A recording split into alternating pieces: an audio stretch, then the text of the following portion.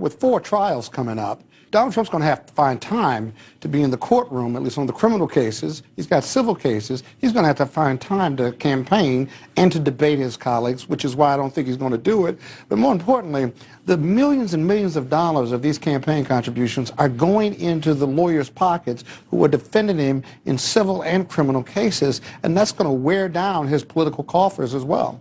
But he's got 2 federal indictments and 2 state indictments, and they can't all be wrong. That can't all be weaponization, can it be? Well, the Democrats... At some point, now hold on, at some point, the GOP is going to have to figure out how they get to the White House in 2024, and it's not through Donald Trump, because he may be incarcerated or may be sitting in federal court defending himself. And his personal liberty, when you talk about politics and raising money and how he goes up in the polls, Donald Trump is thinking about his personal liberty. That's called the runaway. I didn't have anything to do with it, if you will. Well, that's a pretty powerful statement that the Florida Education Group put out. It's ridiculous and offensive, and really this whole issue of rewriting history for people of color and specifically African Americans, America struggles with the race question. It always has. And yet, we are still trying to form a more perfect union.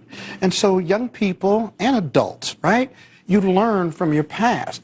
We don't have a great history with the American Indian. We don't have a great history with the Jewish culture and faith. And so as a result, this country's got to get comfortable with the race question, but erasing it and saying that slaves somehow benefited for being a blacksmith just doesn't get it. It's just false. And by the way, if you were trained after being beaten, raped, and shot and killed and run down by dogs, and you had a skill set for a blacksmith, then what'd you do with that skill set? Because if you ran away, you couldn't use it, and who knows how long it took before the slaves were freed. But here's the question, right? If slavery wasn't so bad, who on this panel would like to trade their ancestry culture for slaves or for a person of color? I don't think you got any takers here, right?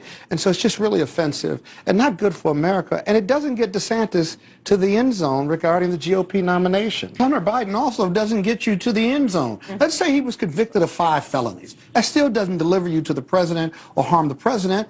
Every parent out here has a problem child, or a lot of them do, quite frankly. No kids are perfect, and he was a drug addict, if you will. I think the Republicans are trying to keep this in the atmosphere because Donald Trump has lots of indictments and probably 71 felonies, going to have more later this week, and maybe by the end of August even more and stuff. But it's a false comparative. Maybe not to the GOP voters, but it's a false comparative to everyone else.